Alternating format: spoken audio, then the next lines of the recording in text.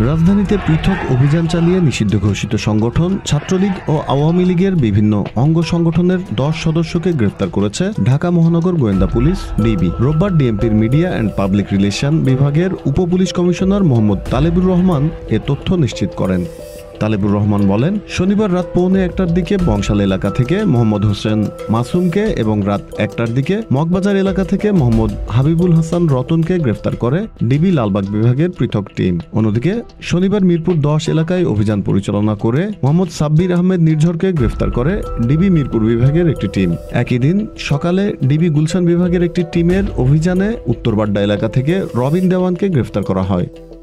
DB Ramna বিভাগ পৃথক অভিযান পরিচালনা করে শনিবার ফুলবাড়িয়ার আনন্দবাজার থেকে ইব্রাহিম খলিল ওরফে কালুকে এবং সন্ধ্যায় উত্তরা দিয়াবাড়ি এলাকা থেকে কামরুল হাসান নিশাদকে গ্রেফতার করে। একই দিন পৃথক অভিযানে বাকিদের গ্রেফতার করে গোয়েন্দা পুলিশের আলাদা আলাদা টিম।